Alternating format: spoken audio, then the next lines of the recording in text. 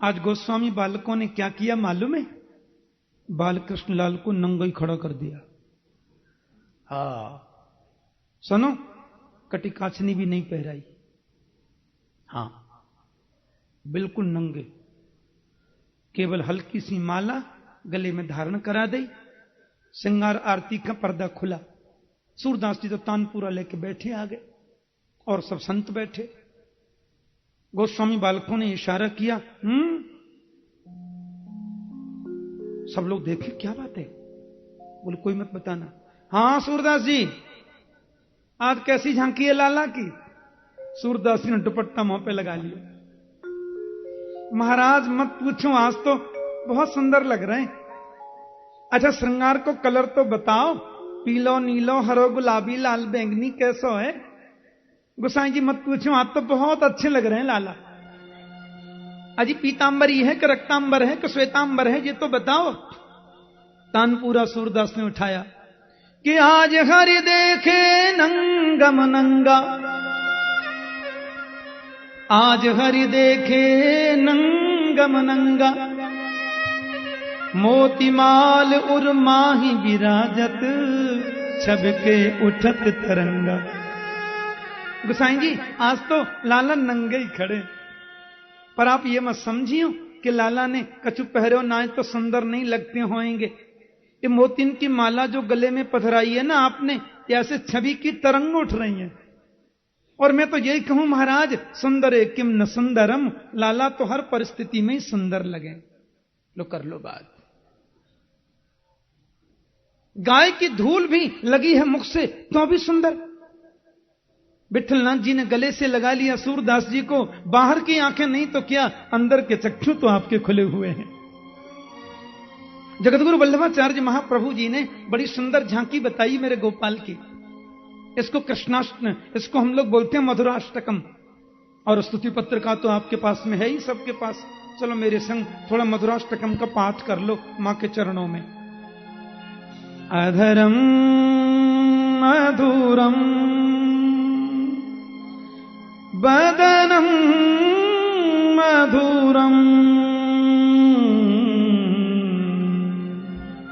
अधरम मधुरम बदनम मधुरम, नयनम मधुरम हासितम मधुरम, नयनम मधुरम हर्षितं मधुरम।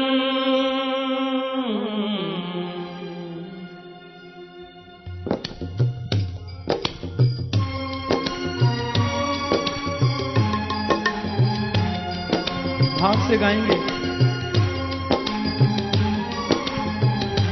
हृदयं मधुरं गमनं मधुरं, हृदयं मधुरं गमनं मधुरं, मधुराधिपते अखिलं मधुरं, मधुराधिपते अखिलं मधुरं, अधरं मधुरं बदनं मधुरं, अधरं मधुरं बदनं मधुरं, मधुराधिपते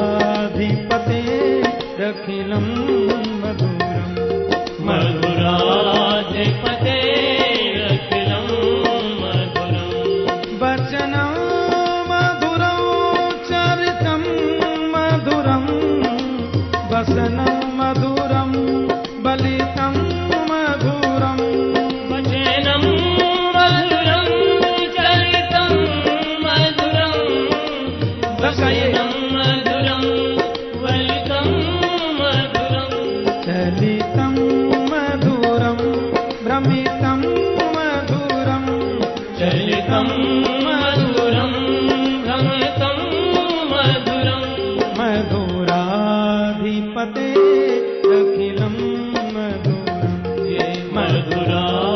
मधुराधिपतेरखिलं मधुरम्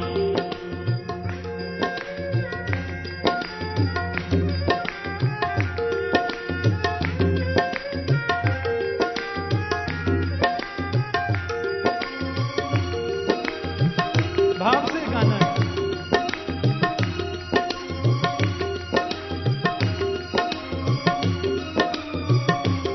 वेणुर्मधुरो रेणुर्मधुरः पाणिर्मधुरौ पादौर्मधुरौ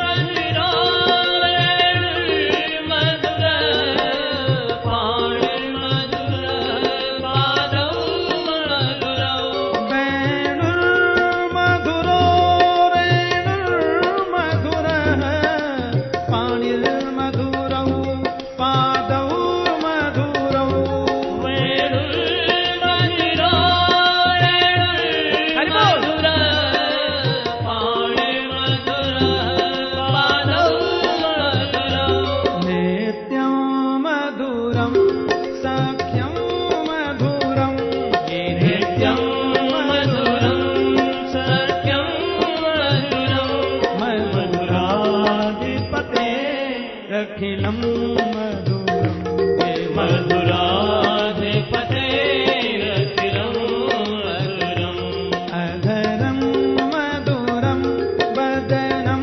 मधुरम् अधरं मधुरं वदनं मधुरं मधुराधिपतेरखिलं मधुरम् मधुराधिपतेरखिलं मधुरम्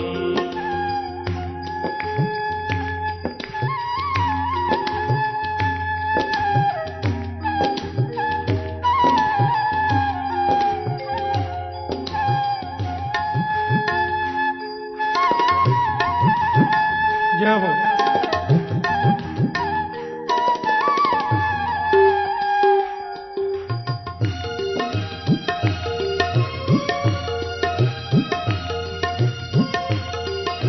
सब कुछ मधुर ही मधुर है। गीतम मधुरम पीतम मधुरम भुक्तम मधुरम सुप्तम मधुरम गीतं मधुरं गीतं मधुरं भुक्तं मधुरं सुप्तं मधुरं गीतं मधुरं पीतं मधुरं सुप्तं मधुरं सुप्तं मधुरं गीतं मधुरं पीतं मधुरं हरि बोल। सुप्तं मधुरं सुप्तं मधुरं रूपं मधुरं तिलकं मधुरं रूपं मधुरं तिलकं मधुरं मधुराधिपतेरखिलं मधुरम् मधुराधिपतेरखिलं मधुरम्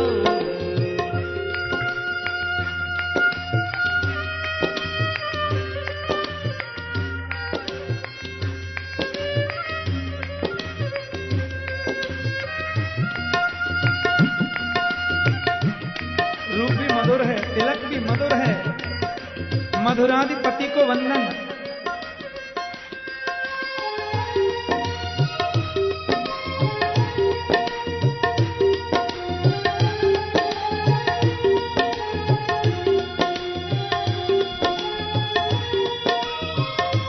सब कुछ मधुर है।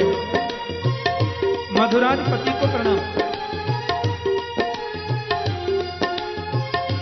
करणं मधुरं तरणं मधुरं हरणं मधुरं स्मरणं मधुरं वर्णं मधुरं शरणं मधुरं हरणं मधुरं स्मरणं मधुरं वमितं मधुरं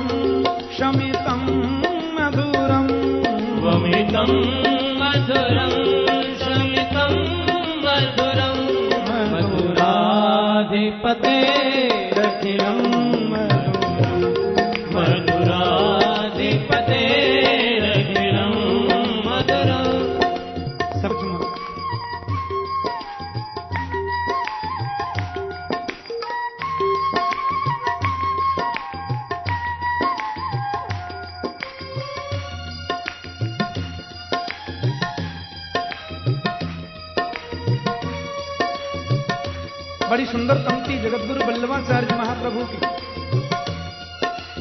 ध्यान से सुने और श्रद्धा से गाएं।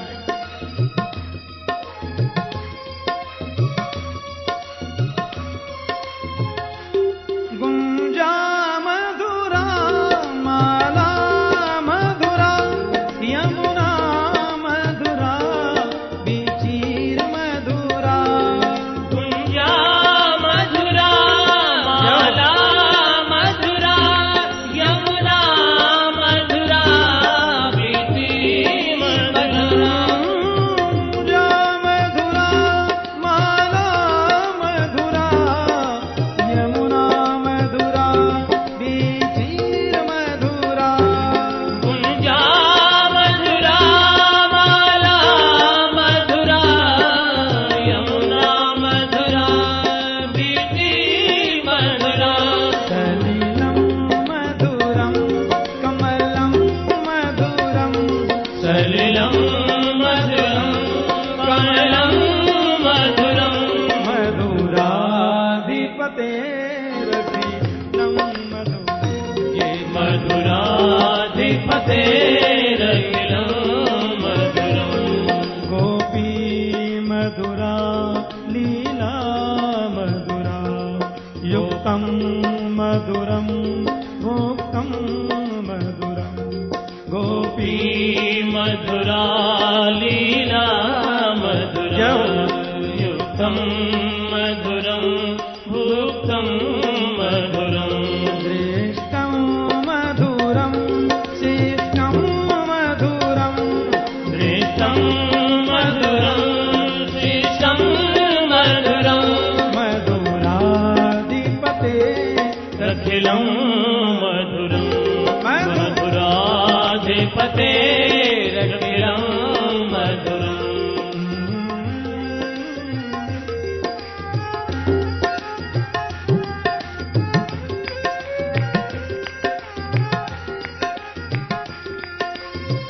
गुंजा मधुर है, माला मधुर है, श्री यमुना मधुर। यमुना जी के जल में उड़ने वाली तरंगे बीचियां मधुर, खिलने वाले कमल के फूल भी मधुर। मधुराधिपति को प्रणाम, सब कुछ मधुर है जी।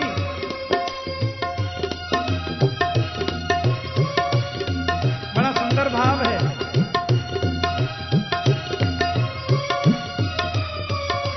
गोपा मधुरा गावो मधुरा यस्तीर मधुरा रसीर मधुरा। गोपा मधुरा गावो मधुरा यस्तिर मधुरा रसीर मधुरा।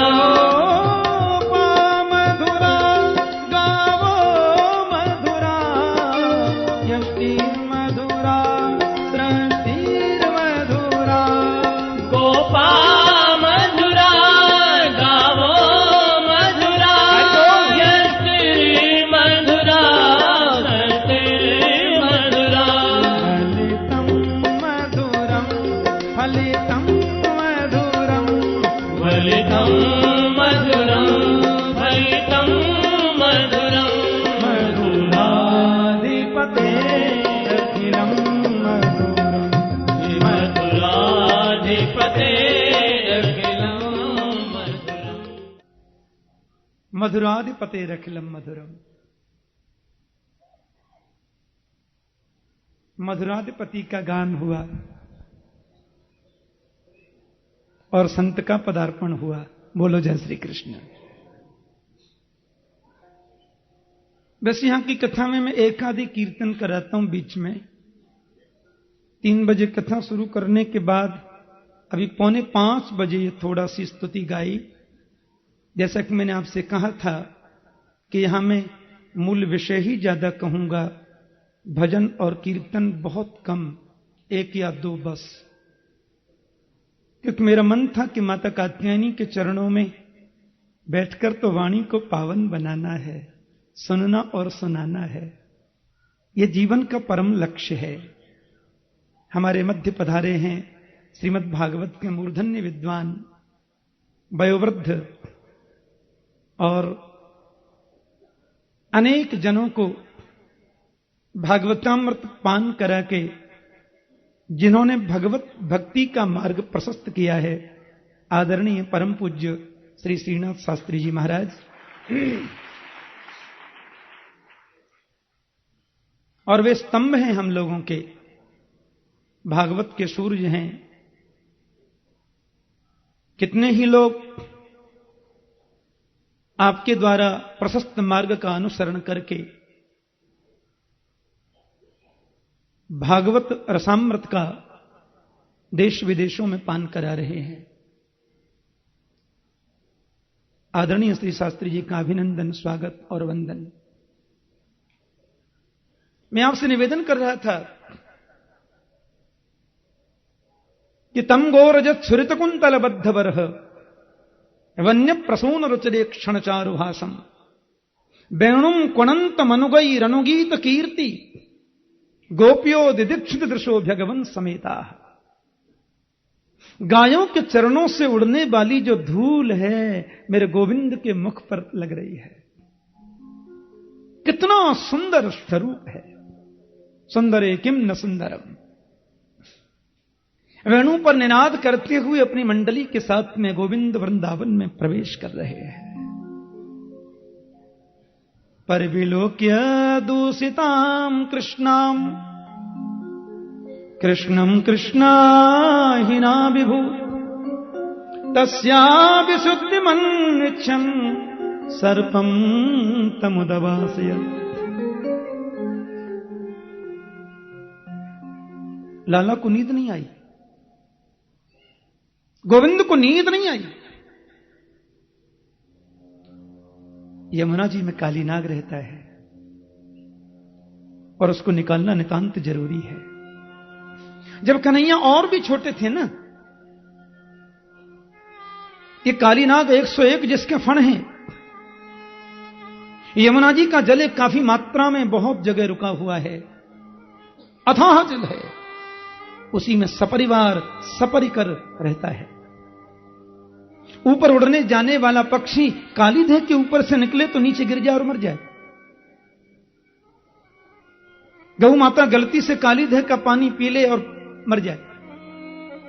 रोज आते ब्रजवासी बाबा की चौपार पे आके बोलते, बाबा आज मेरी गैया मर गई। कहां है भैया? बोले काली देह को पानी पी ली, गलती से मर गई। कन्हैया मां की साड़ी का पल्लू पकड़ के खड़े खड़े रोते, मैं तो गोपाल हूं, इनकी रक्षा का भार मेरा है। कभी कोई आकर के कहते हैं, बाबा आज पक्षियों को झंडे ऊपर उड़ करके जा रहे हो, और काली देह के ऊपर होके जैसे ही निकले नीचे गिर गए, सब पक्षी मर गए। गोविंद को बहुत दुख होता और एक दिन मैया से बोले, मैया तू देख लीजो, जब काली नाग को एक दिन मैं ही निकालूंगा।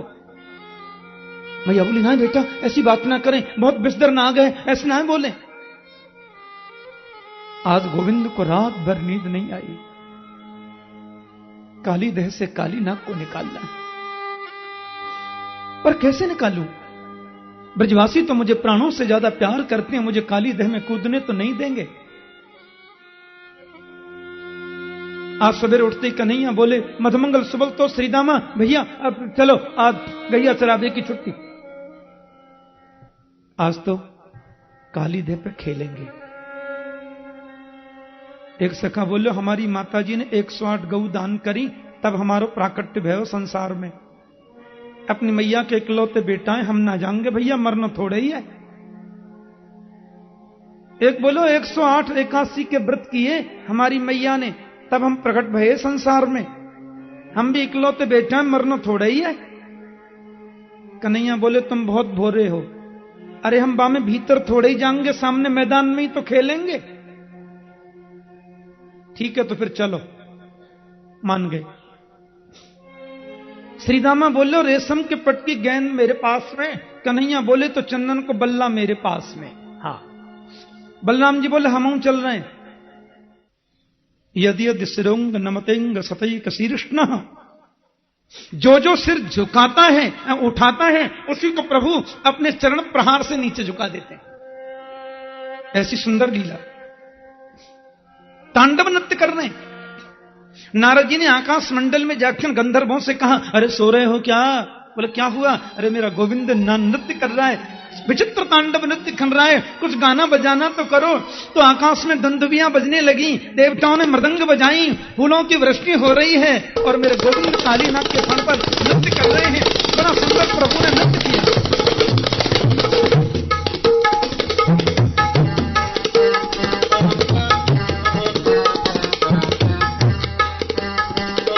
सूरदास की एक पंक्ति बोलते हैं, तांडव गति मुंडन करे, तांडव गति मुंडन करे, मेरे तट बनवारी, तांडव गति मुंडन करे, तांडव गति मुंडन करे।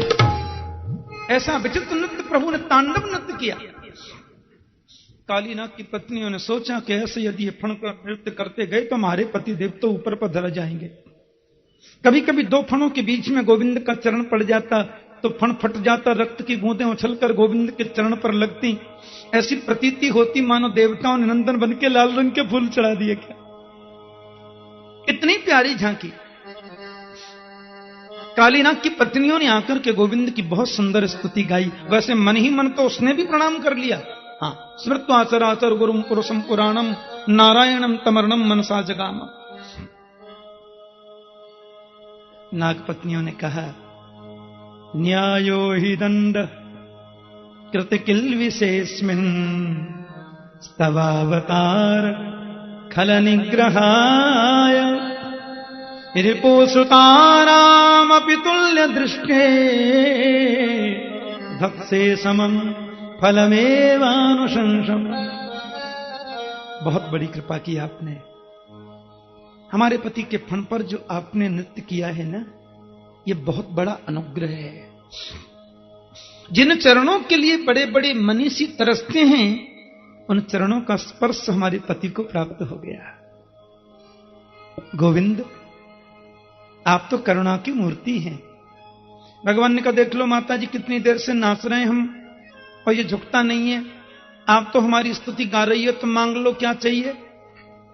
बोले, न नाकपृष्ठ्यम न च पारमेष्ठ्यम न सार्वभौमम न रसाधिपत्यम न योग सिद्धिर पुनर्भवम वा।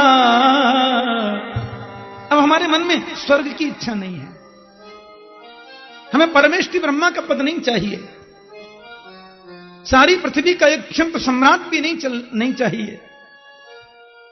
आपके चरणों की धूल चाहिए, मुक्ति भी नहीं चाहिए। भगवान कहते हैं तो बहुत भक्त हैं। पत्नियों ने कालीनाथ को इशारा किया, झुक जाओ, नहीं दोबारा नाचना शुरू कर देंगे, जैसे तैसे हमने रोका है।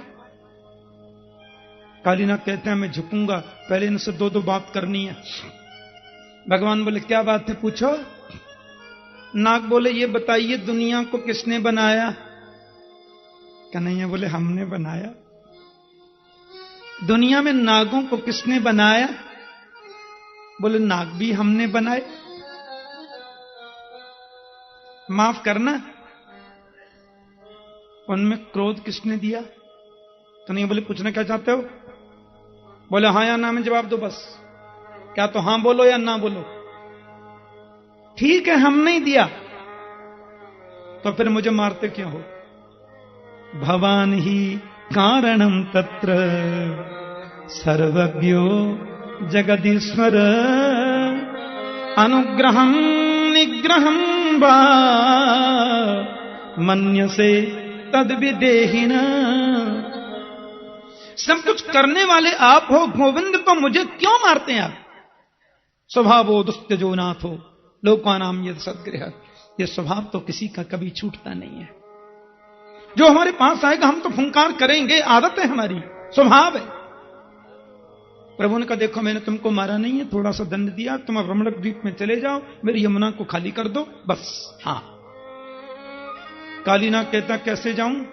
इतने दिन से रहता हूं और बाहर जाऊंगा तो आपका वो गरुड़ जी है, मुझे मार डालेगा, बड़ी पुरानी दुश्मनी है हम लोगों की। गोविंद बोले, तुम्हारे मस्तिष्क पर मेरे चरणों का चिन्ह है। अरे गरुड़ जी तो तुमसे प्यार करेंगे, वे परम वैष्णव हैं, अब तुम्हें गरुड़ की चिंता की जरूरत नहीं है। और कालीनाग सपरिवार गोविंद को प्रणाम करके यमुना छोड़कर रमणक द्वीप में जाने को उद्यत हो गया। ये सारी बातें तो यमुना के भीतर हुई। अब गोविंद उसके फण पर चढ़कर जब ऊपर निकले और मुरली का निनाद किया, मेरे कन्हैया ने मुरली बजाई और मुरली को सुनते ही माता यशोदा की मूर्छा टूट गई, नंद बाबा का ध्यान स्थित हो गया, ब्रजवासी उठ गए, मैया लाला आ गए हो, तेरे कन्हैया आ गए हो, तेरे को मैया बोली जल्दी नहीं से उठ मेरा बेटा, ये कालीनाग है। कृष्ण बोले चिंता मत कर जी, तो मेरा चेला आ गया है, अब कछु ना है कहेगा। और बार बार ब्रज को प्रणाम करके कालीनाग रमणक द्वीप में चला गया। एक बात करें,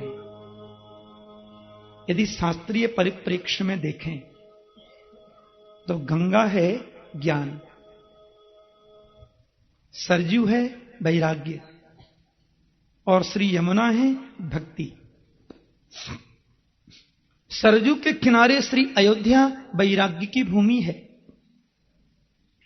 गंगा के किनारे काशी ज्ञान की नगरी है, पर श्री यमुना के किनारे वृंदावन भक्ति की भूमि है। धन्यम वृंदावनम तेन भक्तिर नृत्यति यत्र च। वृंदावन में तो भक्ति का साम्राज्य है, वृंदावन में भक्ति नित्य ही नृत्य करती है, ऐसी वृंदावन की भूमि है। ये वृंदावन भाव का साम्राज्य यहां है, भक्ति का साम्राज्य। तो यमुना हो गई भक्ति, तो यमुना है भक्ति, इंद्रियाध्यास है कालीनाग।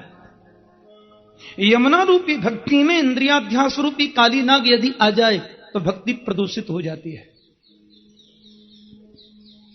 मैं थोड़ा और सीधी सी बात कहूं तो पाखंड ही कालीनाग है। हमने आश्रय लिया है भक्ति का और भरण पोषण किया है इंद्रियों का, यह कालीनाग का रूप है। जहां प्रदर्शनी भक्ति है, भागवत में एक जगह स्पष्ट निर्देश किया है भगवान सुखदेव ने। सुखदेव जी कहते हैं कि व्यक्ति को 24 घंटे में एक बार अपना आत्म मंथन जरूर करना चाहिए। ध्यान देना,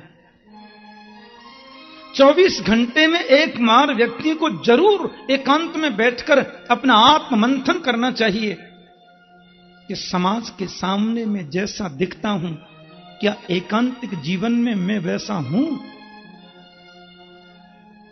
दुनिया के सामने मैं सफेद पोष, बड़ा विद्वान, बड़ा श्रेष्ठ, बड़ा ज्ञानी, बड़ा ये बड़ा वो दिखता हूं, तो क्या एकांतिक जीवन मेरा ऐसा है? यदि एकांत के जीवन में मैं वैसा नहीं हूं तो समाज में जो दिखता हूं वही पाखंड है, और वो गोविंद को तो कम से कम बिल्कुल अच्छा नहीं लगता। निर्मल मन जन सो मोहि पावा, मोहि कपट छल छिद्र न भावा। मनस्येकम वचस्येकम कर्मण्येकम महात्मनाम, मनस्यन्यत वचस्यन्यत कर्मणि अन्यत दुरात्मनाम। जो मन में सोचो वो वाणी से बोलो, और जो वाणी से बोलो वो कर्म में करो। मन में कुछ और सोचते हैं, वाणी से कुछ और बोलते हैं, कर्म से कुछ और करते हैं, यही कालीनाग है। और ऐसा पाखंड रूपी कालीनाग यदि भक्ति रूपी यमुना में आ जाए तो निश्चित रूप से वो भक्ति रूपी यमुना प्रदूषित हो जाती है। उसको प्रदूषण से मुक्त करना नितांत जरूरी है। यही तो उसका मतलब है। मेरे गोविंद ऐसे पाखंडी को मारते तो नहीं है, कन्हैया पाखंडी को भी नहीं मारते, लेकिन कहते हैं भैया ये पाखंड मेरी भक्ति में मत करे, बाहर जाके कर। कम से कम भक्ति को तो निर्मल रहने दो, भक्ति को तो शाश्वत रहने दो। भक्ति में जब दांभिक भक्ति का प्रवेश हो जाता है, भक्ति में जब प्रदर्शनी भक्ति का प्रवेश हो जाता है, तो सच्च भक्ति को बहुत कष्ट होता है। और दम्भ जो है ना, उसके तो 101 फण हैं। हाँ, और जिस जिस फण को तुम दबाओगे, एक एक फण और नया निकलता जाएगा, नए नए आविष्कार होते जाएंगे, क्योंकि दम्भ तो बढ़ता है।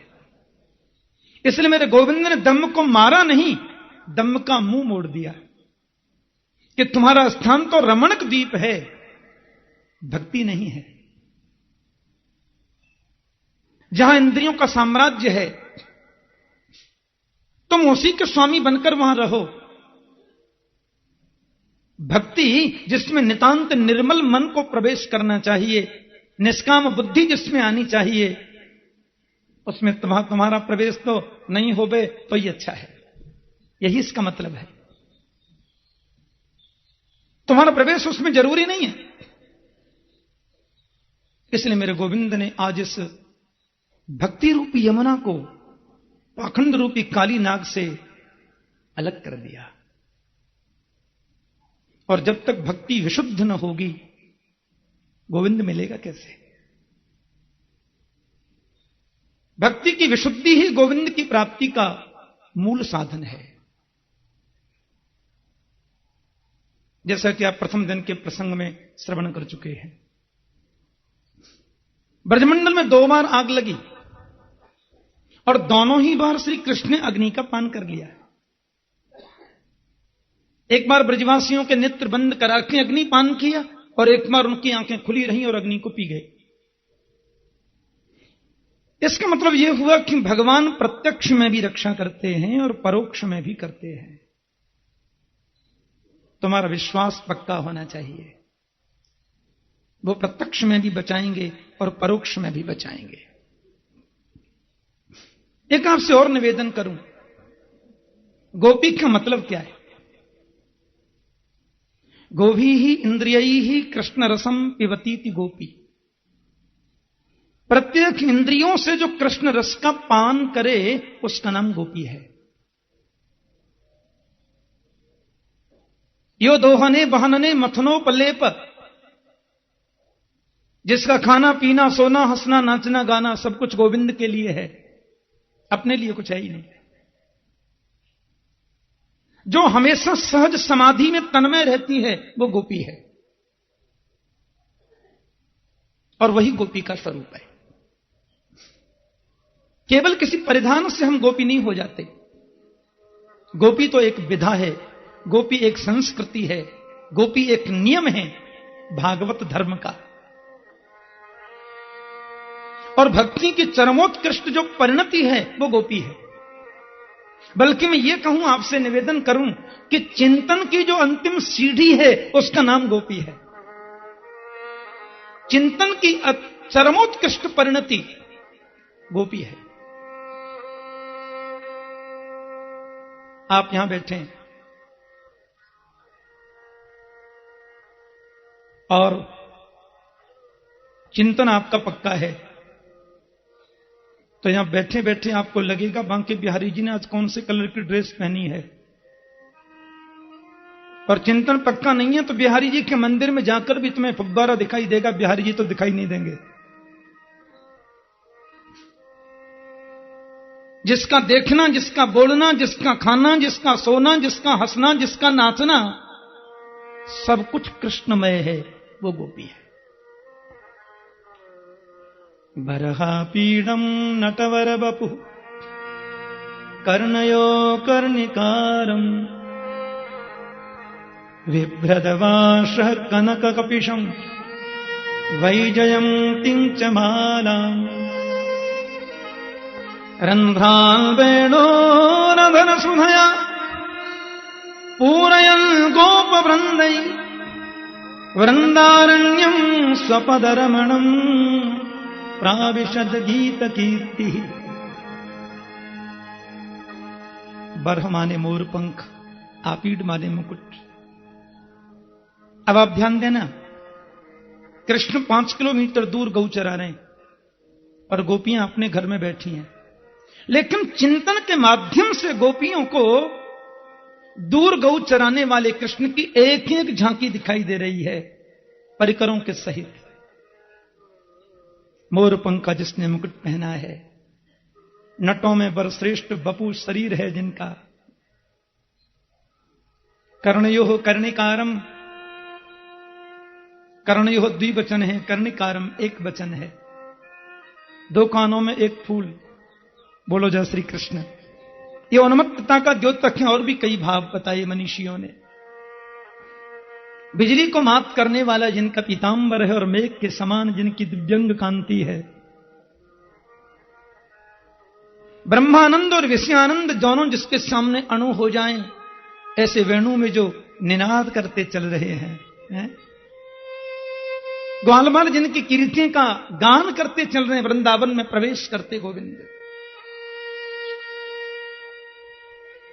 गोपियों के नेत्र बंद हैं, समाधि लग गई, और एक गोपी दूसरी गोपी से कहती है, अक्षण्णतां फलमिदं न परम विदाम, शक्य पशून् अनुविवेशयतोर्वयस्यै, भक्नं व्रजेश सुतयोरनुवेणुजुष्टम्, यैर्वा निपीतमनुरक्ष कटाक्षमोक्षम्।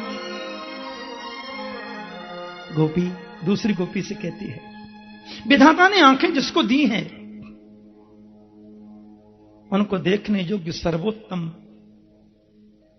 केवल कृष्ण बलराम का दिव्य मुखारविंद है। वेणु लगी है, स्मित हास्य है, ग्वालों के साथ में है। नेत्रों से ये नहीं देखा तो फिर क्या देखा? एक बोली, हमसे ज्यादा भाग्यवान तो वृंदावन के ये पक्षी हैं, हमसे ज्यादा भाग्यवान तो वृंदावन के ये हिरण हैं। गोविंद जब मुरली बजाते हैं तो कैसे घेर करके खड़े हो जाते हैं, मानो अपना सर्वस्व गोविंद को समर्पण करने का भाव उदय हुआ क्या। एक बोली, हमसे ज्यादा भाग्यवान तो वृंदावन की ये गाय हैं। गोविंद जब वेणु को बजाते हैं, गाय के मुख में लगी है घास, लेकिन वो चरना भूल गई, चित्रलिखी सी खड़ी हो गई, मुंह खिला है और गोविंद को टकटकी लगा के देख रही है। अरे हमसे ज्यादा भाग्यवान तो गाय के बछड़े हैं जिनके मुख में लगा है गाय का स्तन। और जैसी मेरे गोविंद ने मुरली बजाई, आहा, दौड़ पड़े कन्हैया से मिलने, पूंछ उठा के दौड़ते हैं और पास में आकर के मानो ये कहते हैं, क्यों बंद कर दी, बजाओ ना। नेत्रों से बोल रहे हैं। एक ने कहा, गोपी देखो तुम गौर से, कन्हैया ने मुरली बजाई और यमुना के जल में बाढ़ आ गई। यमुना महारानी के जल में बाढ़ आई, वो कृष्ण के चरण का आलिंगन करने के लिए दौड़ रही हैं। तो यमुना के किनारे खड़े हुए जो पुष्पित वृक्ष हैं, उन वृक्षों के मन में भाव जगा, हमारे पैर नहीं है जो मुड़ करके चले जाएं, पंख नहीं है जोड़ के जाएं, पैर नहीं जो चल के चले जाएं। ये सुगंधित फूल जो हमारे ऊपर लगे हैं, उनको गोविंद के चरणों में चढ़ाएं कैसे, गोविंद के चरणों में समर्पित करें कैसे। वो तो दूर चला बजा रहे हैं बंसी, इतने में बज गई बंसी, यमुना में आई बाढ़, तो वृक्षों ने अपने शरीर को जोर से हिला दिया, और जैसे वृक्षों ने शरीर को हिलाया, उनके फूल यमुना जल में गिर गए, और यमुना जी के माध्यम से फूल गोविंद के चरणों तक पहुंच गए। तो वृक्षों को लगा कि हमें सर्वस्व मिल गया। एक गोपी ने कहा, जरा गौर से देखो, गोविंद की मुरली बजी और यमुना जी में बाढ़ आई, और इधर मुरली के तान को सुनकर गायों के स्तनों से दूध अपने आप निकल पड़ा। अब लाखों गायों के स्तनों से निकला है दूध, और उधर यमुना जी के जल में आई है बाढ़, इधर से दूध की बाढ़, उधर से यमुना की बाढ़। तो ऐसी प्रतीति होती मानो नील धार और श्वेत धार, 2 धार बह रही हैं गोविंद का स्पर्श करने के लिए, गोविंद को छूने के लिए। एक ने कहा, हमको लगता है हमसे ज्यादा भाग्यवान तो वृंदावन के पक्षी हैं। कि प्रायो वतम्ब विहगा मुनयो वनेस्मिन् कृष्णेक्षितम तदुदितम खलु वेणुगीतम आरुह्य ये द्रुमभुजान् रुचिर प्रबालान् शृण्वन्त मीलित दृशो विगतान्यवाच। बहुत सुंदर भाव। अरि गोपियो, अरि अम्ब, अरि मैया। ये वृंदावन के जो विहग है ना, जो पक्षी हैं, ये भी मुनि हैं। प्रायो बताम्ब विहगा मुनियो बनेस्मिन्। और गोविंद जब वेणु को बजाते हैं, आरोह्य ये द्रुमभुजान रुचिर प्रमालान, वृक्ष की डालियों के पत्तों में छुपकर आंख बंद करके मानो समाधि लगा लेते हैं और गोविंद के वेणु निनाद के स्वर को अपने कानों के माध्यम से अंतर हृदय में उतारते हैं। बल्कि लगता है कि उसके माध्यम से वो गोविंद की झांकी को हृदयंगम करने का प्रयास कर रहे हैं। एक बोली, इनकी बात छोड़ो, वृक्ष भी संत हैं। मेरे गुरुदेव एक बार कथा कर रहे थे रमण रेती में, संतों ने कराई थी कथा। हम लोग भी सुनने जाते, छोटा था मैं, बहुत ऊधम मचाते।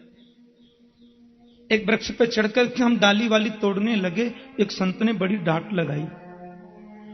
बोले, बेटा वृंदावन के वृक्षों की डाली तोड़ना मना है। मैंने कहा क्यों? क्योंकि वृक्ष जड़ नहीं है, ये सब चेतन संत हैं। ये पूर्व जन्म के संत ही ब्रज में वृक्ष बनकर के आए हैं गोविंद की लीलाओं का दर्शन करने के लिए। यहां के वृक्ष भी सब संत हैं। बोलते हैं वृंदावन के वृक्ष को मरमर जाने कोई, डाल डार और पात पे राधे राधे कोई। गोविंद लीला करते हैं, वहां पर गोपियां बैठी हैं घर में और सबका चिंतन के माध्यम से दर्शन करती हैं। यही गोपी भाव है। और जब कन्हैया लौट करके आते तो उनको घेर करके खड़ी हो जाती। बोली, मोरा हर रंधन समय मां कुरु मुरलीरवम मधुरम। लाला, आप हर समय मुरली बजायो करो, पर रंधन समय मुरली रवम मां कुरु। जा समय हम घर में भोजन बनायो करें, बास में तुम वन में मुरली मत बजायो करो। कन्हैया बोले, हमें क्या मालूम है तुम कब बना रही हो भोजन। और सुनो, भोजन बनाते समय मुरली सुन लेगी ना तो खट्टो मीठो है जाएगा।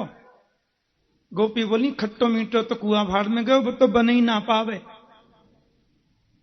क्यों?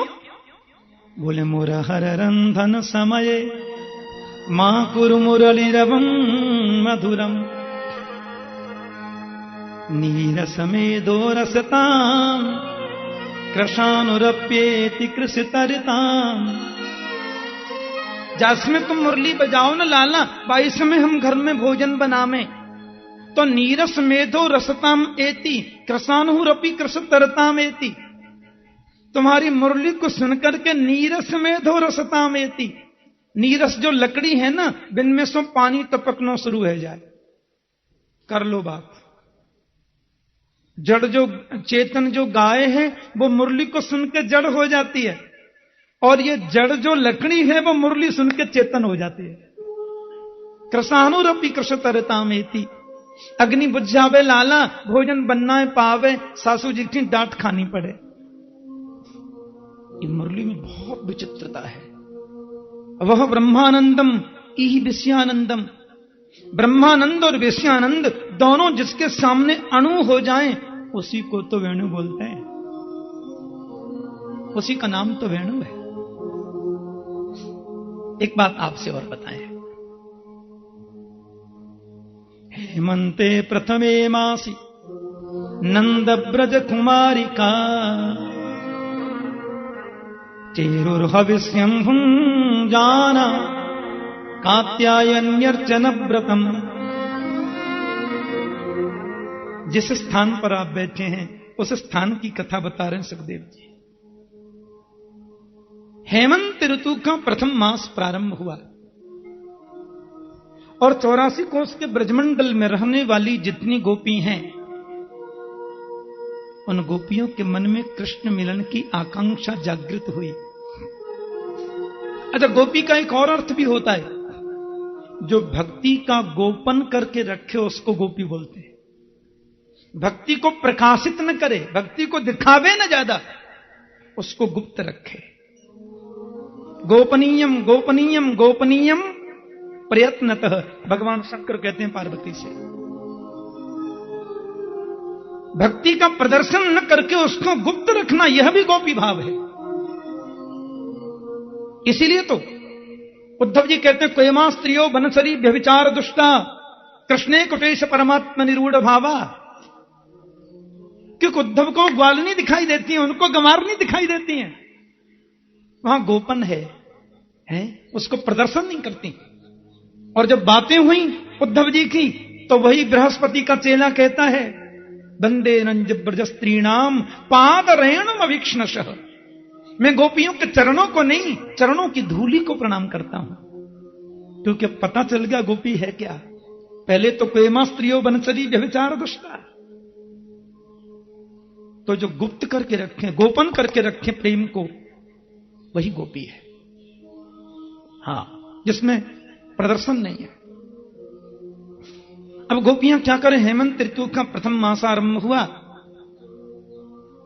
ब्रह्म मुहूर्त में सुबह उठ करके जाएं,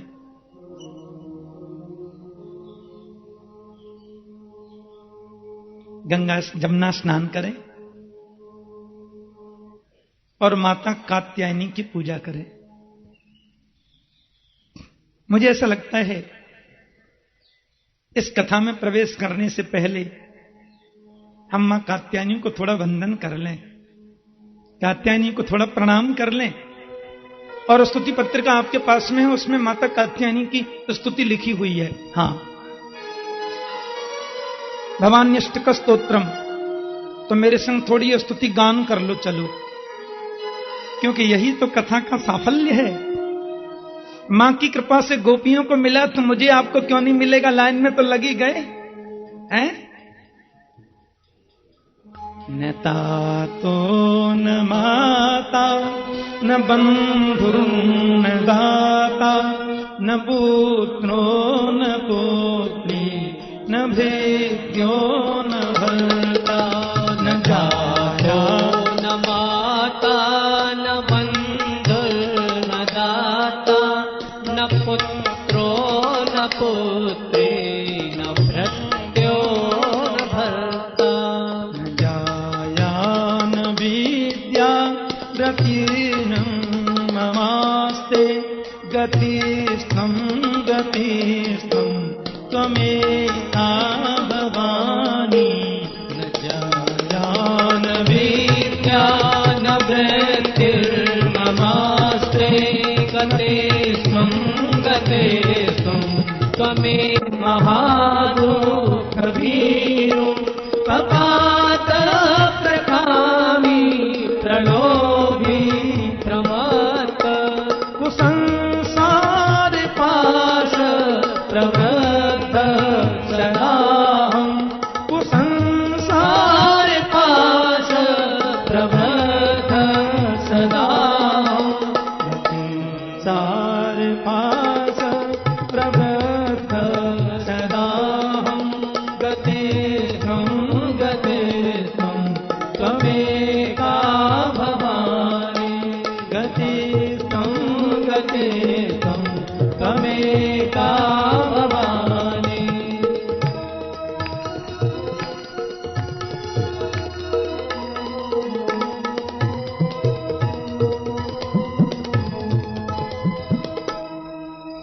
न जानामि पुण्यं न जानामि तीर्थं न जानामि पुण्यं न जानामि तीर्थं न जानामि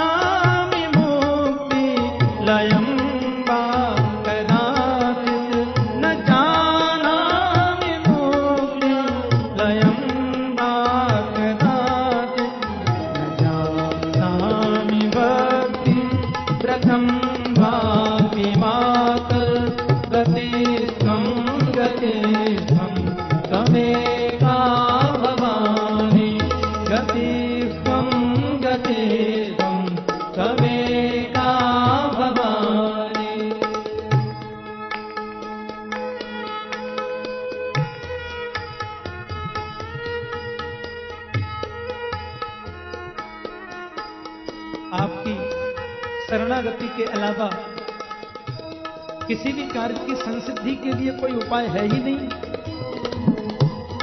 एक और बात, अपने मन में कुछ रखना नहीं है, मां के सामने तो सब स्पष्ट उजागर कर दो। कुकर्मी कुसंगी कुबोधि उदास, कुकर्मी कुसंगी कुबोधि उदास, कुलाचारहीन कदाचार लीना, कुलाचारहीन कदाचार लीना, कुदृष्टि कुवाक्य प्रबंध सदाहं गतिस्त्वं गतिस्त्वं त्वमेका भवानि, गतिस्त्वं गतिस्त्वं त्वमेका भवानि, प्रजेशं रमेशं महेशं सुरेशं, प्रदेशं रमेशं महेशं सुरेशं, दिनेशं निशीथे परं वा कदाचित्, दिनेशं निशीथे स्वरं वा कदाचित्, न जानामि चान्यं सदाहं शरण्ये, गतिस्त्वं गतिस्त्वं त्वमेका भवानि, गतिस्त्वं गतिस्त्वं त्वमेका भवानि, न्यायान विद्या न वृत्तिर्ममास्ते,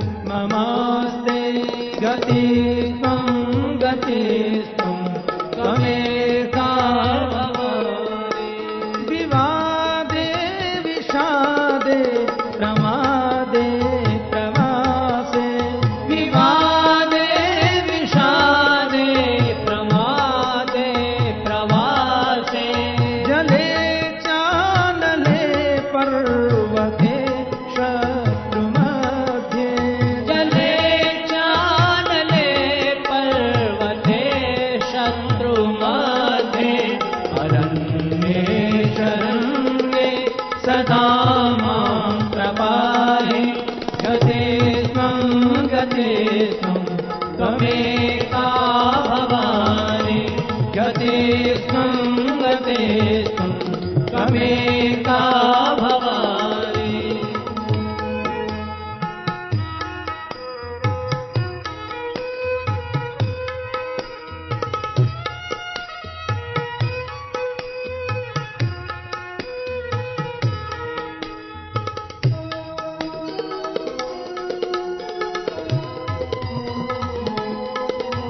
अनाथो दरिद्रो जरारोगयुक्तो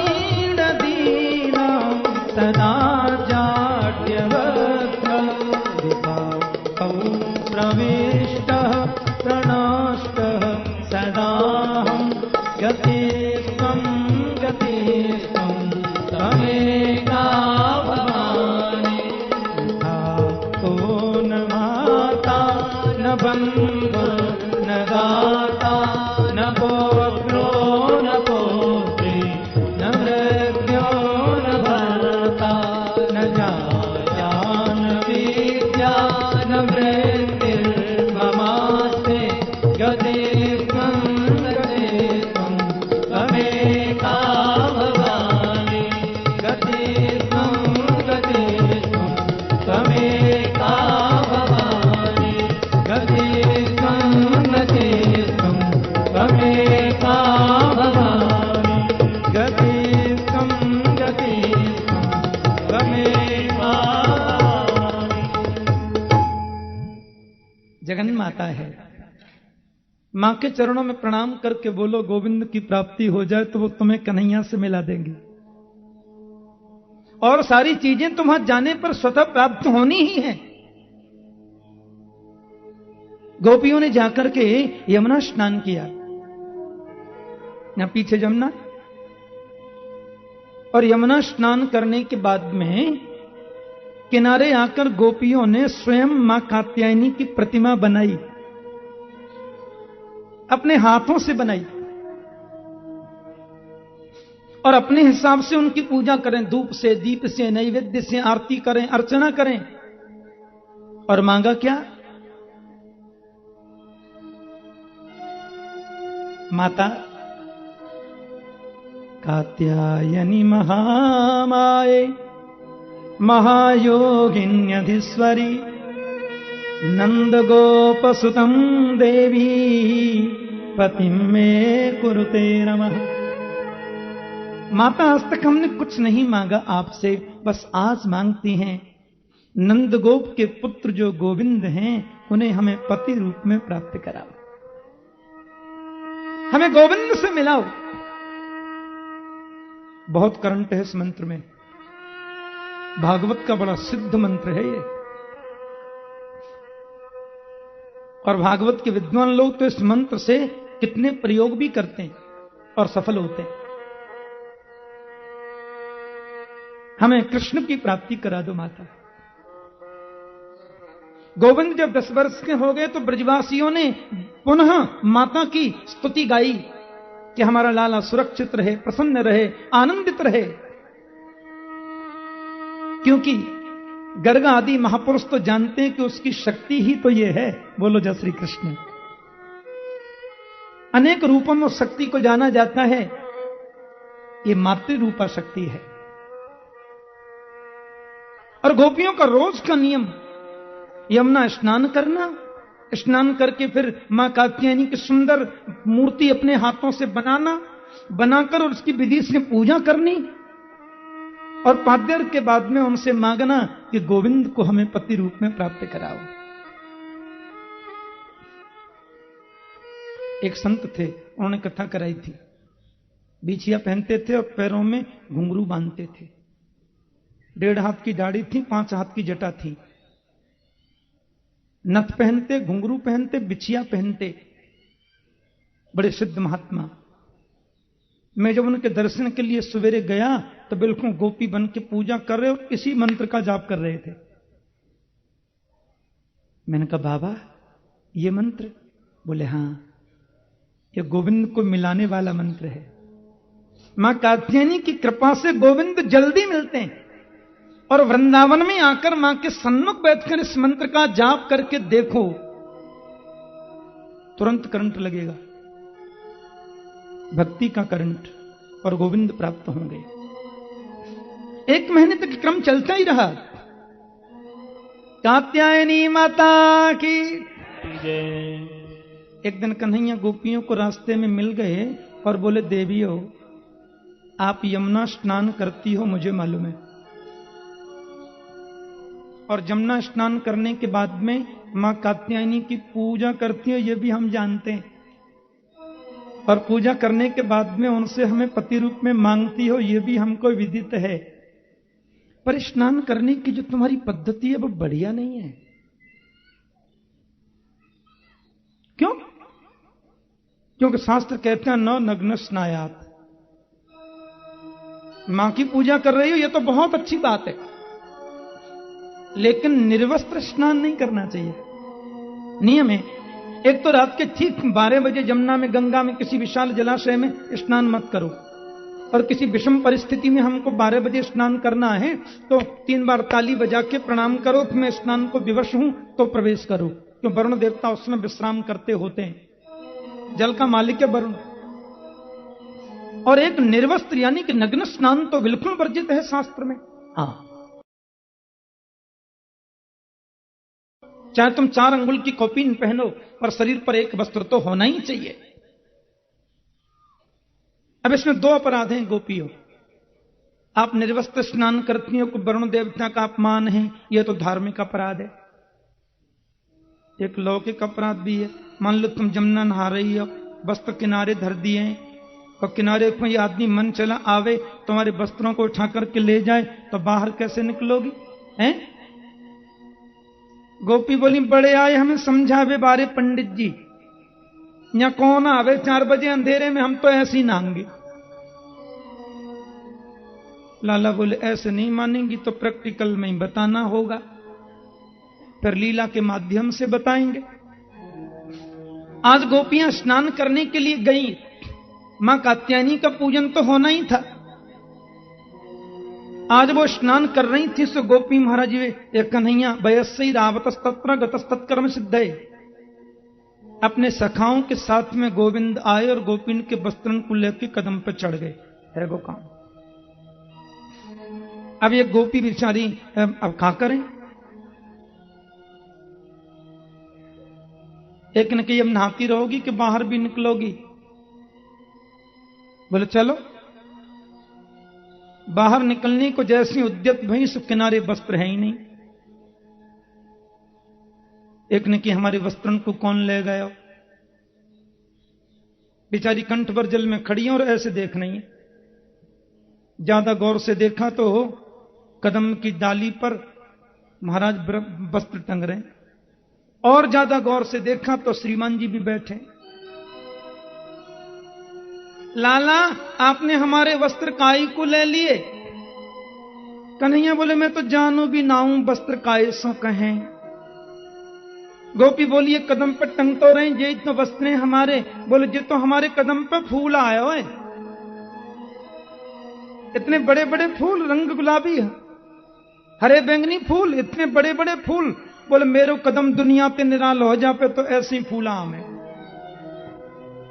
गोपी बोली ये तो बहुत समस्या है। तो गोपियों ने फिर प्रार्थना करी कि श्याम सुंदर ते दास्य करवाम तवोदितम देहि वासांसि धर्मज्ञ नो चेदराज्ञे ब्रुवामहे। कन्हैया हम तो आपकी दासी हैं, आप जो कहोगे सो करेंगे। देखो हमारे वस्त्रन को दे दो, नहीं राजा से शिकायत कर देंगे, बात खत्म। और इसमें एक सुंदर भाव संतजन बताते हैं कि गोपियों के 4 रूप हैं। जो शूद्र स्वभाव की गोपी हैं, कुछ वैश्य स्वभाव की, कुछ क्षत्रिय स्वभाव की, कुछ विप्र स्वभाव की। अब शूद्र स्वभाव की जो गोपी हैं वो बोल रही हैं श्याम सुंदर ते दास्य, हम आपकी दासी हैं। और जो वैश्य स्वभाव की गोपियां वो बोलती हैं करवाम तबोदितम, देखो आप जो कहोगे सो कर देंगे। हमारे वैश्य लोग झगड़ा नहीं करते, राजीनामा करते हैं तुरंत, इसलिए वहां लक्ष्मी का वास ज्यादा है।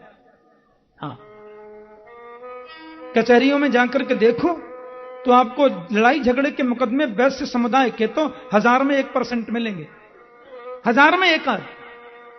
झगड़े के मुकदमे उनके होते ही नहीं, इसलिए वहां लक्ष्मी वास करती है।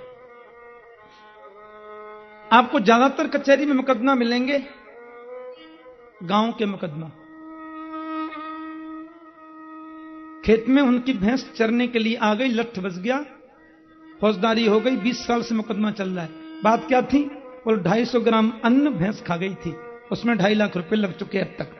पैसा बात कूं के स्वाद कूं, ये बिल्कुल बुद्धिमानी नहीं है। वैश्य समुदाय के यहां लक्ष्मी इसलिए वास करती है कि वो झगड़ालू नहीं होते ज्यादा। जहां झगड़ा वहां लक्ष्मी नहीं रहती, ध्यान रखना। बोले करवाम तवोदितम, आप जो कहोगे सो करेंगे। और जो ब्राह्मण स्वभाव की हैं वो क्या कह रही हैं? देहि वासांसि धर्मज्ञ, आपके पिता धर्मात्मा, बाबा धर्मात्मा, पर बाबा धर्मात्मा, आप स्वयं धर्मात्मा हमारे, क्योंकि उनके पास सिवाय इसके दुहाई की और कोई बात ही नहीं। बोलो जय श्री कृष्ण। बात बात में धर्म की बात, पंडित जी। देहि वासांसि धर्मज्ञ। और जो क्षत्रिय स्वभाव की हैं, देखो बस बहुत हो गया, नौचेद राज्ञे ब्रवामहे, या तो वस्त्र दे दो, नहीं शिकायत कर देंगे राजा से। बोले वो तो हमारे पिताजी हैं। बोले नहीं मां, बोले वो मामा जी हैं। कोई उपाय नहीं है। भवत्यो यदि मे दास्यो मयोक्तम मा करिष्यथ अत्रागत्य स्ववासांसि प्रतिक्षन्तु शुचिस्मिता। गोविंद कह रहे हैं यदि तुम हमारी दासी हो और जैसा हम कहें वैसा करना चाहती हो, एक ही उपाय है, एक एक गोपी जल से बाहर निकल के आओ और अपने वस्त्र लेके चली जाओ। गोपी बोली बाहर निकलवे के लायक तो हमें है ही ना है, होती तो तुमसे प्रार्थना काय को करती, तुम हमारे वस्त्रन को नीचे डाल के कहूं जाके छुप जाओ, फिर हम निकल के वस्त्र पहनेंगी। गोविंद बोले ऐसा ना ऐसा कहे। और सुनो, सूर्य नारायण को तुमने अपमान किया है, या लिए दोनों हाथ जोड़ते भे जल से बाहर निकली हूं। बोलो जय श्री कृष्ण। गोपियों ने एक दूसरे के चेहरे को देखा। ध्यान से सुनना, हम किससे बात कर रही हैं? ये वेद के मंत्र हैं गोपियां, वेद की ऋचाएं हैं साक्षात। ये तो ब्रह्म है। 1000 वस्त्र पहनो तो सब निर्वस्त्र हैं, और निर्वस्त्र हो तो भी निर्वस्त्र, इससे क्या छुपाना। सब गोपियां निसंकोच भाव से निकल करके जल से बाहर आईं और गोविंद ने उनको वस्त्र समर्पित कर दिए। लेकिन लोग तो पूछते हैं, लोग तो बहुत पूछते हैं। विदेशों में तो चित्र लिख के मंच पे पहुंचा देते हैं, ऐसा क्यों? भारत में भी 2-3 प्रांत ऐसे हैं जहां ईसाइयत बहुत ज्यादा है, केरला वगैरह में, कुछ पूर्वांचल में। और सार्वजनिक कुछ भागवत के कार्यक्रम हो तो लोग वहां चित्र लिख के मंच पे ही भेज देते हैं। भगवान श्री कृष्ण कहते हैं धर्म संस्थापनार्थाय संभवामि युगे युगे, ऐसा पूछते हैं। हमारे वैदिक सनातन धर्म में क्यों कहने का अधिकार लोगों को ज्यादा है? क्योंकि यह शिक्षित लोगों का धर्म है।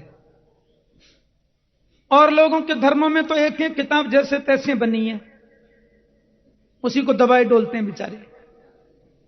अरे ऐसी किताब तो हमारे यहां के ऋषियों के बच्चे बना देते हैं। बोलो जय श्री कृष्ण। एक किताब बन गई, उसको लपेटे डोल रहे हैं, इसमें यूं लिखा है, यूं लिखा है। अरे हमारे यहां के ऋषियों ने सूखे पत्ते खा खा कर इतने ग्रंथ लिख दिए। 50 बार से ज्यादा बाइबल पढ़ी है मैंने, इसके लिए कुछ है ही नहीं। और 3-4 बार कुरान भी पढ़ी है, नको।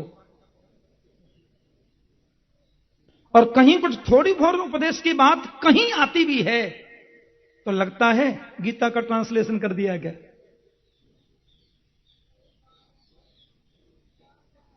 खबरदार, जो प्रश्न किया, जो लिखा उस पर चलो। हां, पत्थर मार रहे हैं खम्मा में, कर लो बात। ये शैतान है, मर गए 250। बोलो जय श्री कृष्ण। खामा ही खा। अरे कभी तो इस पर जोर दे दो भाई, नहीं लिखा है, ये शैतान है।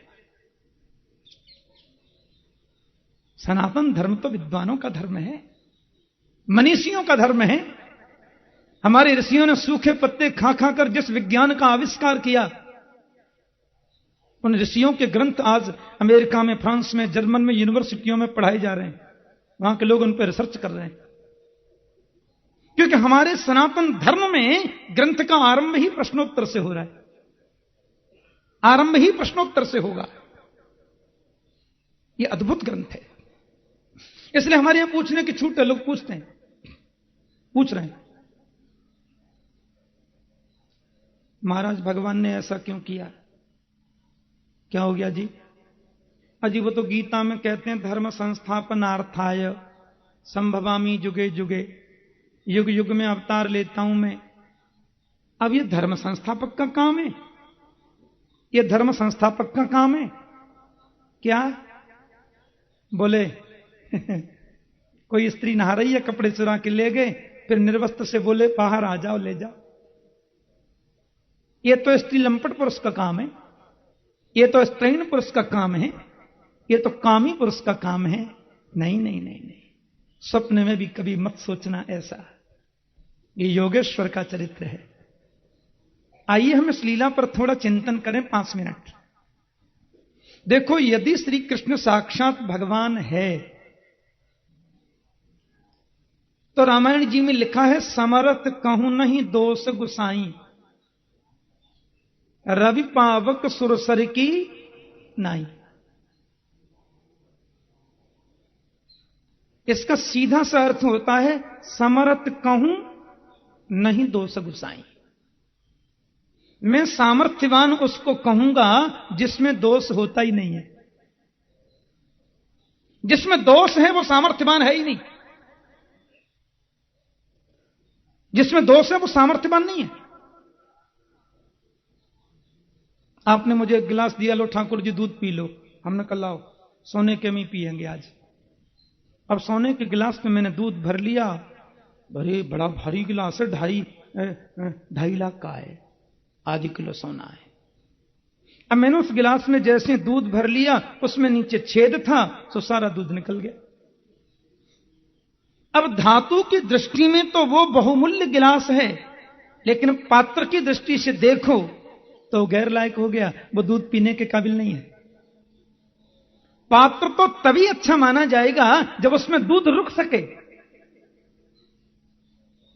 कोई कितने ही ऊंचे पद पर है, कोई कितनी ऊंची प्रतिष्ठा पर है, पर आचरणशील यदि नहीं है तो वो सामर्थ्यवान नहीं हो सकता। समर्थ कहूं नहीं दोष गुसाई। मैं तो सामर्थ्यवान उसी को कहूंगा जिसमें दोष होता ही नहीं। जिसमें दोष है वो सामर्थ्यवान हो ही नहीं सकता। तो पहली बात यह कि श्री कृष्ण ईश्वर हैं, ईश्वर में कोई दोष होता नहीं है। गोपियों ने उनके वस्त्र चुरा के ले गए, मांगा, दे दिया, बात खत्म। पर दूसरा बड़ा सुंदर भाव है। अजी ठीक है, वो ईश्वर हैं, सामर्थ्यवान हैं, भगवान हैं और जो कुछ भी हैं, पर मनुष्य बनकर आए हैं तो ऐसा क्यों किया? यदि श्री कृष्ण को हम माने, मनुष्य मान लो, नहीं मानते भगवान, कुछ लोग कहते हैं महापुरुष हैं, चलो उनकी बात मान लें। यदि श्री कृष्ण को हम महापुरुष ही माने, कदाचित भगवान ना भी माने, तो भी चीरहरण की लीला में काम का दर्शन तो नहीं होता। क्योंकि जिस समय श्री कृष्ण ने गोपियों के वस्त्र चुराए थे, उनकी उम्र 5.5-6 वर्ष से ज्यादा की तो नहीं थी। और 5.5 वर्ष के बच्चे के मन में काम की वासना नहीं होती, ध्यान रखना। 7 वर्ष के गोविंद ने तो गिरिराज लीला कर दी, वो आगे आएगी। 5.5-6 वर्ष का बच्चा तो यह भी नहीं जानता स्त्री पुरुष के संबंध क्या होते हैं। आज की 21वीं सदी के इस युग में, जहां सैटेलाइट के माध्यम से पश्चिमी देशों की सारी गंदगी मेरे राष्ट्र में आ रही है, इतनी परिस्थिति में भी 5-6 वर्ष का बच्चा स्त्री पुरुष के संबंध अभी भी नहीं जानता, तो उस समय को 10 वर्ष तक नंगे डोलते थे। तो 5.5 वर्ष के कृष्ण हैं, वस्त्र ले गए, मांगा, दे दिया, बात खत्म, बच्चे हैं। पर तीसरा, हमारे मनीषी संत जन कहते हैं, विद्वान जन कहते हैं, कृष्ण है ईश्वर, गोपी है जीव, और वस्त्र है अविद्या। जीव रूपी कृष्ण ने जीव रूपी गोपियों का अविद्या रूपी वस्त्र ईश्वर रूपी कृष्ण ने हरण कर लिया। 5-6 फीट ऊंचा मैं बैठा हूं, मेरी बगल में पूज्य स्वामी विद्यानंद जी महाराज बैठे हैं, उनकी बगल में भागवत के महान विद्वान श्रीनाथ शास्त्री जी महाराज बैठे हैं। 7 फीट ऊंचा बैठा हूं, सामने फेलोजन लगी हैं, आप हजारों संख्या में माता पिता भाई बहन सब कथा सुन रहे हैं, मेरे संत जन आदरणीय बैठे हैं। आप सबका दर्शन मुझे हो रहा है, कदाचित आप भी मुझे देख रहे होंगे, पर बीच में काले रंग का पर्दा डाल दिया जाए तो न मैं आपको देख सकता, न आप मुझे देख सकते। ये पर्दा ही अविद्या है। गीता में गोविंद कहते हैं, ईश्वर सर्वभूतानां हृदये सेर्जुन तिष्ठति भ्रामयन् सर्वभूतानि यंत्रारूढ़ानि मायया। प्राणी मात्र के हृदय में ईश्वर वास करता है, तो हृदय में रहकर वो दिखाई क्यों नहीं देता? क्योंकि हमारे और ईश्वर के बीच में एक अविद्या का पर्दा पड़ा है, एक अज्ञान का पर्दा पड़ा है।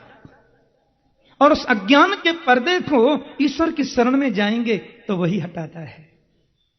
और जब वो अज्ञान का पर्दा, अविद्या का पर्दा हट जाए तो ईश्वर को ढूंढना कहां, वो तो वहीं पर है। तो जीव और ईश्वर का मिलन, जीव और माने गोपी और कृष्ण का मिलन, जीव ईश्वर मिलन है, और वो रासलीला आगे होने वाली है। इसलिए प्रभु ने सोचा उसे होने से पहले अविद्या का पर्दा और हट जाए। यही तो इसका मतलब है। अब यहां तीसरी शंका बड़ी हो जाती है, क्यों जी, भगवान ने यदि अविद्या का हरण किया था तो फिर वापस क्यों कर दिया? बोलो बात यह है कि वो क्या है कि न मैया वेशित धियाम कामः कामाय कल्पते कि भर्जिता क्वथिता धाना प्रायो बीजाय निश्यते। मैंने आपको एक मुट्ठी धान दिए, बहुत शांति से सुनना, और धान देखकर मैंने आपसे कहा ऐसा कुछ करो कि जमीन में गाड़ने के बाद भी ये धान उगे नहीं, तो आपने उन धान के छिलके को उतार दिया।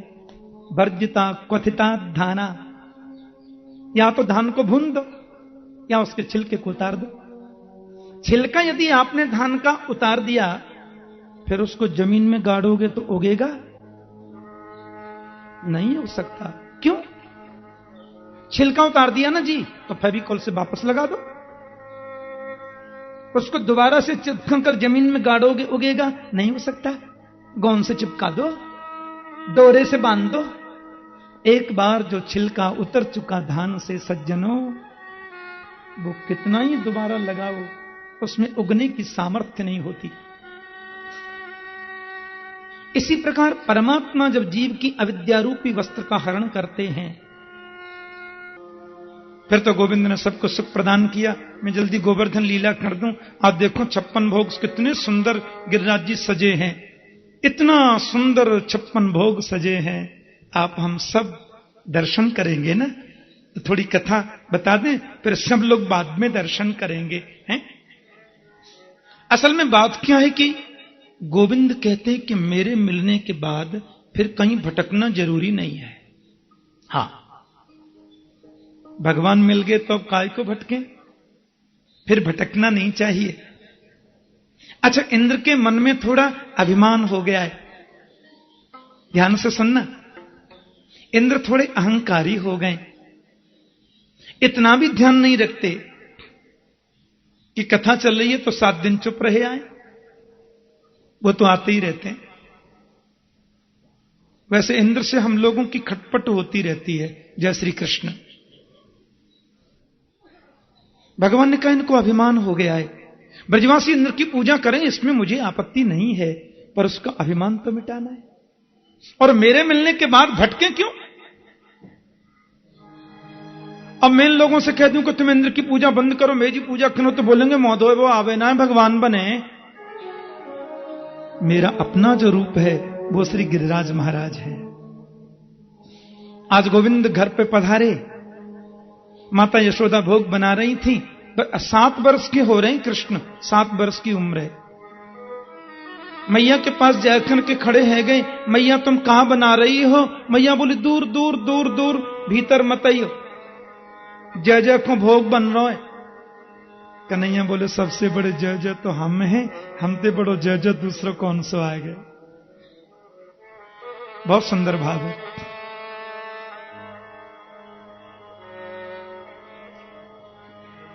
रोते रोते बाबा के पास गए। बाबा ने की कहा बात है बेटा? अरे काई को रोवे तू? बाबा ये जय जय कौन है? मैया भोग बना रही, हमको एक पकौड़ी भी नाए दी नहीं, ये जय जय कौन है? वे बोले लाला बुरा मत माने, मेरी गोद में बैठ, में हवाल बताऊं। बोले पर्जन्यो भगवान इंद्रो मेघास्तस्यात्ममूर्तयः ते विवर्षन्ति भूतानां प्रीणनं जीवनं पयः। नंद बाबा कहते हैं ये जो गोवर्धन, ये जो इंद्र महाराज है ना, वो हमारे भगवान है। और लाला ये जो मेघमाला है ना, बिन कोई रूप है। हम ब्रजवासी सब किसान है ना भैया, तो साल भर में 1-2 बार प्रेम से गिरिराज जी इंद्र की पूजा करें तो वे प्रसन्न है कि बरसात करें भैया, हमारे अन्न की, जल की, धन की वृद्धि होए। हां, तू बुरा मत माने, श्री गिरिराज महाराज की पूजा के लिए ही भोग बन रहे होएगा। कन्हैया बहुत गंभीर हो गए और बड़े प्रेम से समझाते हुए बोले कि कर्मणा जायते जंतु कर्मणैव विलीयते सुखम दुखम भयम क्षेमम कर्मणैवाभिपद्यते। कृष्ण ने यहां बड़ी सुंदर बात कही है। जीव का जन्म होता है कर्म से, जीव की मृत्यु होती है कर्म से। सुखम दुखम भयम क्षेमम कर्मणैवाभिपद्यते। जीव को देखो, सुख भी मिलता है कर्म से, दुख भी मिलता है कर्म से। फिर बाबा इंद्र महाराज की पूजा क्यों? और कन्हैया ने एक बात तो बड़ी विचित्र कह दी। बोले अस्ति चेदीश्वर कश्चित फल रूप्यन्न कर्मणाम कर्तारम भजते सोपि नाह्य कर्तु प्रभुरिहि स। कन्हैया कहते हैं यदि ईश्वर नाम की कोई चीज है बाबा, तो वह भी फल उसी को देती है जो कर्म करता है। जो कर्म नहीं करता उसको ईश्वर भी फल नहीं देता। कर्म ही प्रधान है। आप लोग आज कथा सुन के जाए ना, एक प्रैक्टिकल की बात बताता हूं, करना। घर पे जाके डबल बेड पे सो जाना, फिर उठना और अंदर से कमरा लॉक करके खिड़की से चाबी बाहर फेंक देना और दुपट्टा तान के सो जाना और कहना मेरे भाग्य में होगा तो राम जी भोजन यहीं ले आएंगे। अब देखो आता है कि नहीं, रात 12 बजे तक पता चल जाएगी। भूख के मारे प्राण भले ही निकल जाए, राम जी कभी नहीं लाएंगे। और ला भी रहे होंगे तो खिड़की से ही वापस लौट जाएंगे। कहेंगे मैंने इसको शरीर दिया है, बुद्धि दी है, शक्ति दी है, कर्म करता नहीं, मेरे ऊपर पड़ा है। क्योंकि कर्म प्रधान विश्व रचिराखा, जो जस कर ही सुतस फल चाखा। देखो कर्म ही प्रधान है। हमारे भारत राष्ट्र के ऋषियों ने व्यक्ति को अकर्मण्य बनने की कभी प्रेरणा नहीं दी। शास्त्र भरे पड़े हैं कि भाग्यवादी कभी मत बनो, भाग्य में होगा तो मिलेगा, ये आलसियों का लक्षण है। शास्त्रों में लिखा है दैव दैव आलसी पुकारा। शास्त्र कहते हैं दैवम निहत्य कुरु पौरुषमात्म शक्तिया यत्ने कृते यदिन सिद्धिति को प्रदोष। भाग्य को कभी मत मानो, क्योंकि भाग्य नाम की चिड़िया अलग से तो कुछ होती नहीं। आज का शुभ कर्म ही कल शुभ भाग्य बनता है, आज का दुष्कर्म ही कल दुर्भाग्य बनता है। बाबा कर्म ही प्रधान है। ईश्वर भी सहयोग उसी को करते हैं सज्जनों जो कर्मयोगी है। जो कर्मयोगी नहीं है ना, उसकी सहायता परमात्मा भी कभी नहीं करता। फिर कर्म ही प्रधान है, फिर इंद्र की पूजा क्यों? और आप कहोगे ना भैया हम तो ऐसी निष्काम करें पूजा। तो बाबा निष्काम करते हैं तो फिर सर्वोच्च पूजा करो ना। हम ब्रजवासियों को तो सबसे प्रिय देव श्री गोवर्धन नाथ हैं। गिरिराज महाराज की तरेठी में हमारी गाय निर्भीक निर्द्वंद विचरण करें। बाहर को जल गिरिराज महाराज की कृपा से जल में नहीं आ पावे। कछु बूढ़े ब्रजवासी बोले देखो जी लाला देखवे में छोटो लगे, गुणन को बहुत मोटो है। या की बात मान के एक बार गिरिराज की पूजा करने में कोई हानि ना है सके। ब्रजवासी बोले तू कह रहा हो कन्हैया तो हम देख मान जाएंगे, पर हमारी भैया 3 शर्तें। कौन कौन सी? पहली शर्त तो यह कि देख हम तो भोले भाले ब्रजवासी हैं, अब हमारी टूटी फूटी सेवा से तुम्हारी गिरिराज जी को प्रसन्न होना होएगा। ठीक है बाबा।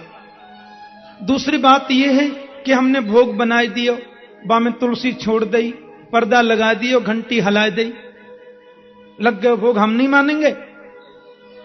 ये तेरे गिरिराज भगवान है ना, इनको प्रकट है कि देख ऐसे खाना पड़ेगा तब मानेंगे। गोविंद बोले मंजूर है। और तीसरी बात यह कन्हैया कि यदि वो इंद्र महाराज नाराज है गए तो तुम्हारे गिरिराज जी को हमारी रक्षा करनी पड़ेगी, देख लो।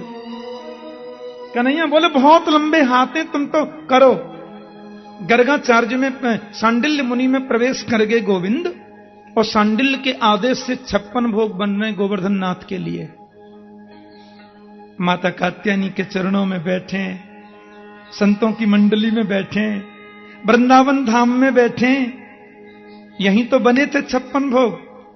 और यहीं भोग बना के अभी गोवर्धन चलते, आपको बैठे बैठे 100% गिरिराज जी की परिक्रमा का फल मिलेगा, पक्की बात है।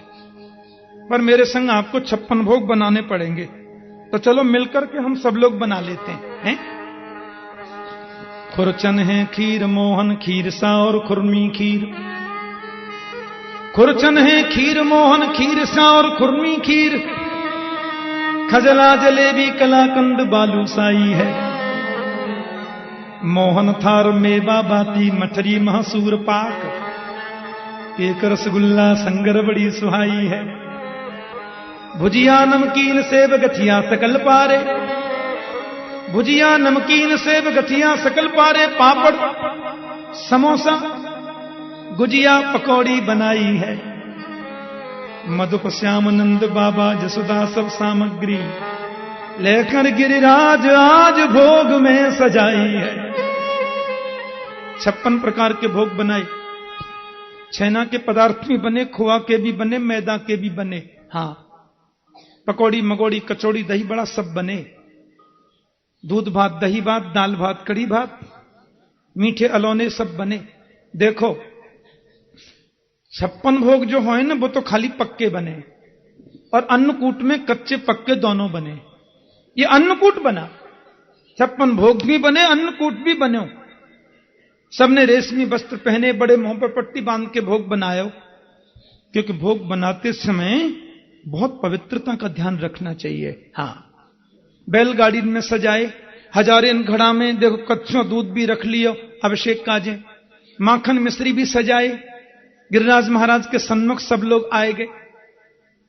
ये 7 कोस लंबे चौड़े श्री गोवर्धन नाथ हैं। कन्हैया बोले पूजा करो, कन्हैया ब्रजवासी बोले कैसे? बोले इनको स्नान कराओ। अब यमुना जी तो वहां पास में है नहीं, बेचारे दूर से जल भर भर के लामे, गिरिराज जी को स्नान करामे। सुबह 5 बजे नवाए वो शुरू कियो, शाम के 6:15 बज गए। ब्रजवासी तो कमर पकड़ के खड़े है गए, लाला जल भर के लाते लाते हम तो परेशान है गए, तेरे गिरिराज जी के तो चरणन को नख भी गीलो ना आए भयो। गोविंद बोले अच्छा आंख बंद करो। जैसे नेत्र बंद किए तो वत्सासुर उद्धार के बाद जो गंगा प्रकट करी थी ना प्रभु ने, मानसी गंगा वहीं पर प्रकट हो गई। बोलिए मानसी गंगा महारानी की जय। अब देखो गंगा जमुना सरजू त्रिवेणी गोदावरी तुंगभद्रा नर्मदा सिंधु का जितनी नदी है ना पवित्र, वो सब नदी वहीं पे आ गई। अब कहीं जाना तो है नहीं, बस वहीं से जल भर के गिरिराज महाराज को स्नान कराते जा। नंद बाबा, माता श्री यशोदा, ब्रज की गोपियां, ब्रजवासी बुजुर्ग बंधु सब गिरिराज की पूजा और बड़ी श्रद्धा से भोग लगा रहे हैं। पहले उनका अभिषेक हो रहा है।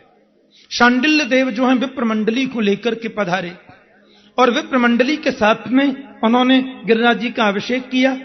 अब आप सब लोगों की तरफ से नंद बाबा के स्वरूप में स्वामी श्री विद्यानंद जी महाराज गिरिराज जी का पूजन करेंगे। अभिषेक आप ये समझना कि हमारा ही पूजन हो रहा है, हमारी तरफ से, सबकी तरफ से वे पूजन कर रहे हैं। गिरिराज महाराज को 56 प्रकार के भोग, प्यार से बोलो जय श्री कृष्ण। जय श्री कृष्ण। 56 प्रकार के भोग सजे हैं। गिरिराज महाराज को अभिषेक है रहे हैं। सब लोगों ने बड़ी निष्ठा से गिरिराज जी का अभिषेक किया। वेद मंत्रों से उधर अभिषेक हो रहा है। अब यहां अभिषेक चल रहा है, आप मेरे संग में गिरिराज जी की परिक्रमा देने चलो। 2 मिनट केवल परिक्रमा में भाग लेंगे सब लोग बड़ी श्रद्धा से।